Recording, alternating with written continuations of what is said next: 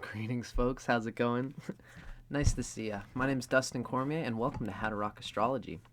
Today, we're going to be talking about what is a person like when they have the Sun in Sagittarius and Mars in Capricorn. Welcome. This is a continuation of our Mars and Capricorn series. If you want to hear more about Mars in Capricorn, check out the starting video of this series. Today we're going to be talking about kind of how do the Sun in Sagittarius and Mars in Capricorn interrelate with each other. There's some good things to be said about this combination. The Sun does very well. Well, the Sun does well in Sagittarius. It's still the Sun is still relatively close to its debilitation point in Libra. It's only a sextile from it. And, of course, exaltation and debilitation, they work by proximity, meaning that, some Westerners might think, oh, look, my Sun is in Scorpio, so it must have no debilitation whatsoever. But Scorpio is only right next door to Libra, and so it's still in close proximity to its debilitation point. The Sun always does better when it's closer to Aries, closer to rebirth, and closer to transformative awareness. It focuses itself on de-shelling useless character arcs in order to get closer to its essential nature. And that's why the Sun in Aries can be very powerful, actually has vital Sun energy. It's a good place for the Sun's vitality.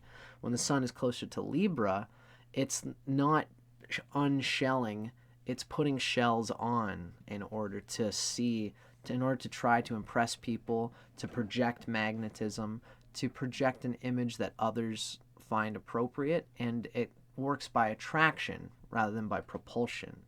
Libra works by attraction, which is not the Sun's ideal thing.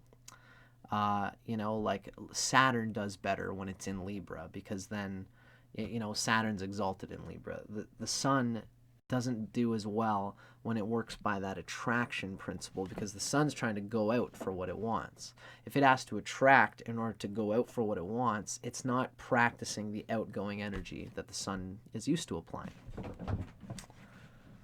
So, the Sun here in Sagittarius is like only 2 signs, it's only a third house from Libra.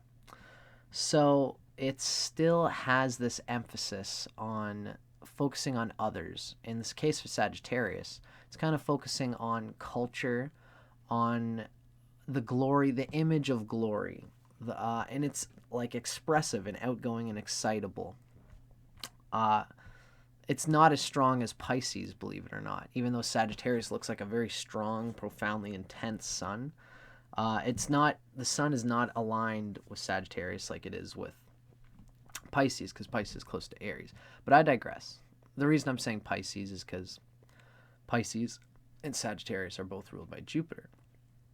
Now, this is a positive aspect of the Sun, is that it's ruled by its friend. Jupiter is a friend of the Sun. Obviously, it's a fire sign, so there are good things to this Sun. I would say that the friendship of Jupiter helps to mitigate the fact that the Sun here is harmed because it's close to Libra. It's looking at character arcs. It's looking at glory of others, of culture, and trying to embody them, trying to put itself in this shell. Again, it's a shell.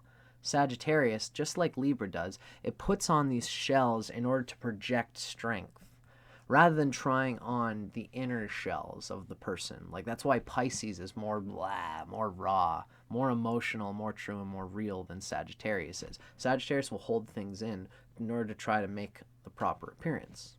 And all this gripping and extraneous, trying to control one's energy field, is where Sagittarius gets harmed in a way.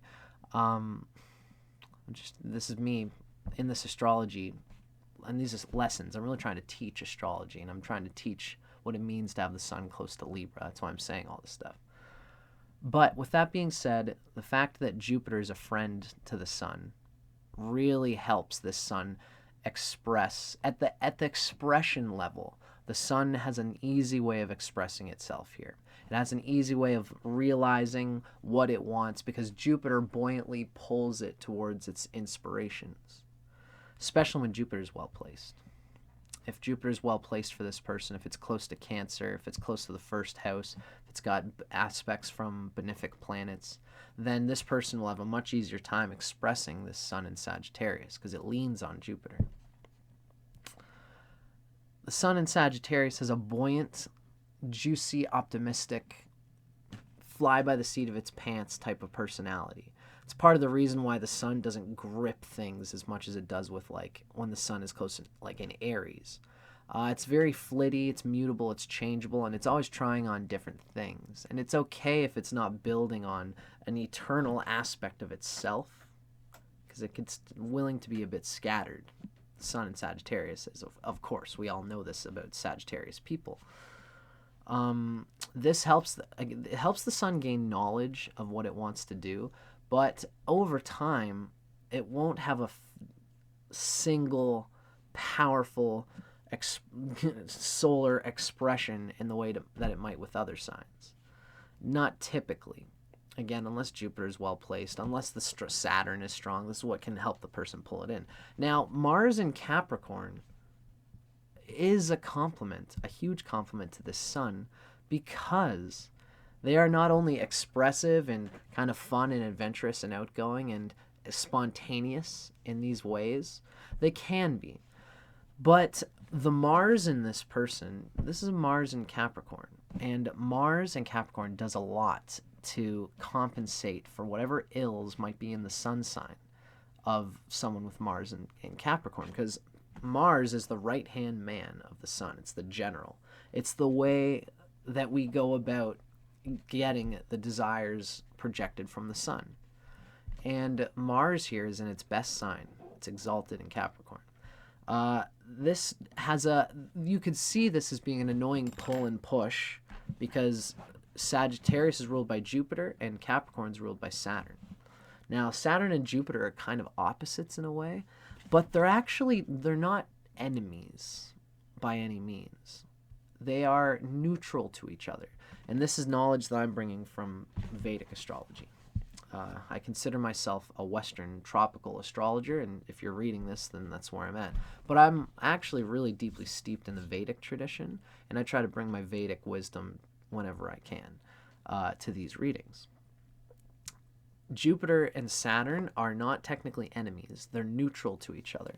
And this Mars in Capricorn vibe can have a good, it's actually a positive grip on the outgoing nature of Mars and therefore also the outgoing nature of the Sun. Because the Sun and Mars are both this outgoing energy. It's pouring forth. And it's good when you can rein them in somehow. Either by having a strong either by having a strong Saturn is always good for anyone's Sun and Mars. Because they've got all this outgoing energy, but they know that they have to conscript it to some kind of form, some kind of responsibility, some kind of duty, so that it won't go all over the place. So having a good Saturn is good for anyone's Sun and Mars. Here, the Mars in Capricorn has a Saturnian drawing down, especially, again, if you have a good Saturn, it makes it all that much better, because your Mars is leaning on your Saturn for its expression.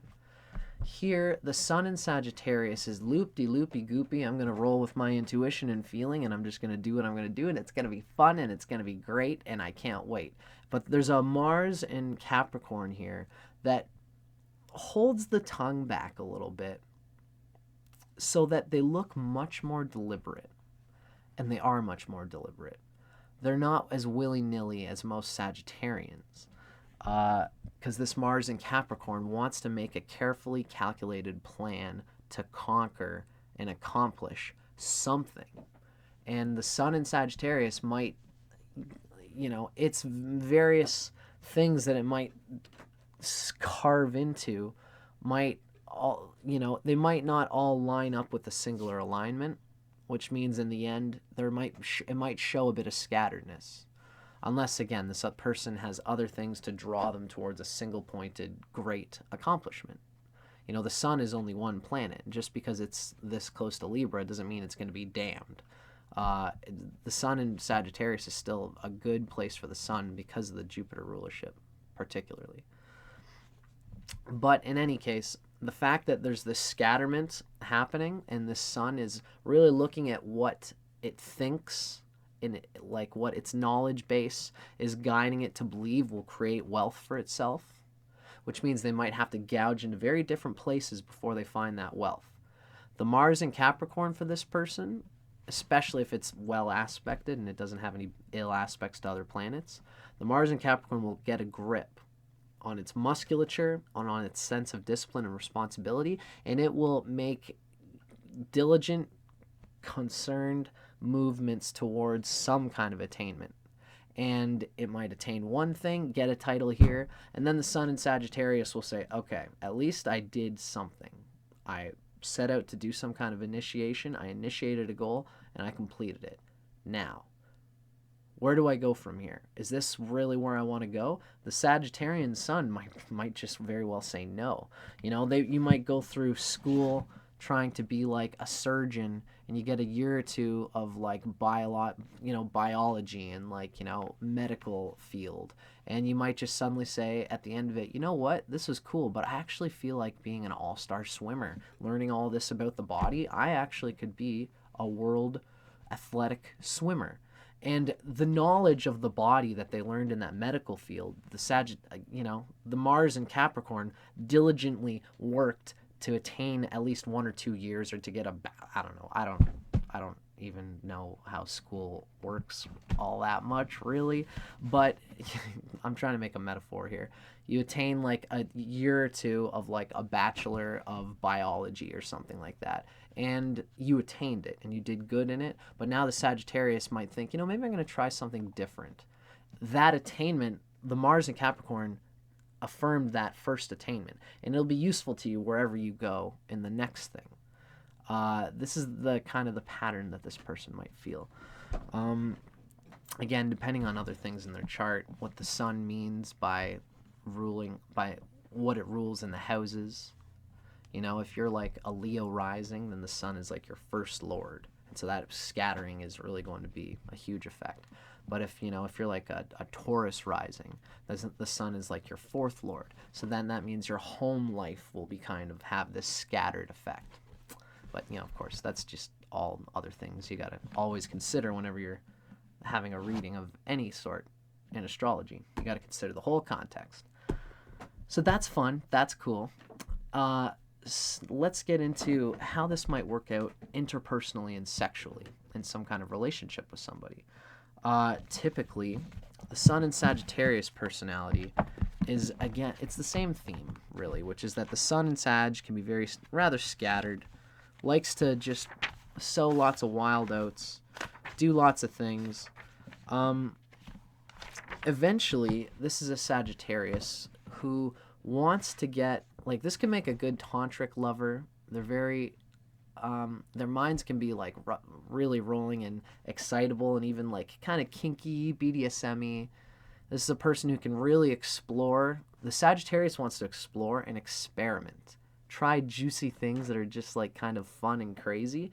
And the Mars in Capricorn will be diligent about applying a rigid scientific regimen where they'll be feeling, oh, I got it this angle, I put you in this posture, I put your head down, and I was going like this, and this worked pretty good for my hips, but I think that maybe it might be sexier if I had you, like, over here in this position doing some other thing. These are the kind of things that this person will be actively trying out and being quite directive about because Jupiterian Sagittarius can be very directive, putting things where they think they need to go, and just put your arm here, and just saying them in this way. And there's a real juiciness coming from the fact of the Mars in Capricorn here, because eventually that Sagittarius exploration will begin to get this again. Mars in Capricorn tucks their tongue back behind their mouth, and they kind of, before they speak, they really run completely deeply through their head what they think would be a good idea. And they're thinking about the depths of whatever they're going to do before they say it, so that when they do say it, it comes out with authority and conviction. So what's beautiful about Mars and Capricorn is that they don't just blah, they don't just say things just for the sake of saying things. They have a grip on their muscular energy, a grip on their reactive energy, and when they make a statement, they expect everybody to see it, hear why it's logical and necessary, to do it. And so there's an authoritativeness that comes with the explorativeness of the Sun in Sagittarius. It can be a very, very hot energy. For the sake of just hotness being what hotness is. Especially this being the top-ish sort of like director kind of energy. So a person who's really tends to be, directing and orienting the scene in any type of scene. It's a very yang energy, being disciplined by the Mars and Capricorn's sort of yin, cool, refined, calculated, intelligent love-making style. Now, I've just kind of given my own little spiel on this. What I want to do now is we're going to read from Erotic Astrology by Phyllis Vega. We're going to talk a little bit about the nature of Sagittarius, specifically, Sagittarius in bed. And then we're going to, finally, in the end, we're going to do a reading on what does having Mars in Capricorn add to this essential Sagittarius sexiness. So Sagittarius Sun in Bed by Phyllis Vega. Sagittarians make charming, charismatic lovers who are affectionate, straightforward, and sincere. Someone out for a good time need look no further than a Sagittarius, because in bed, no other sign is as sexy or as much fun. That's what's lovely about this person, is that they can have that fun, but if you want to do something serious, the Mars in Capricorn is very capable of suddenly turning on an intense magnetic passion and discipline.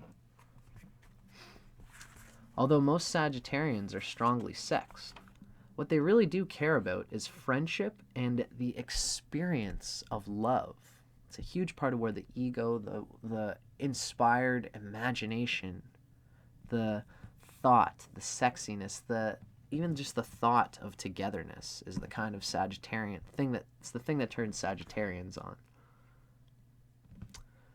Where the youthful archer may be involved in steamy affairs with several different partners, the older Sagittarius often settles down with one person.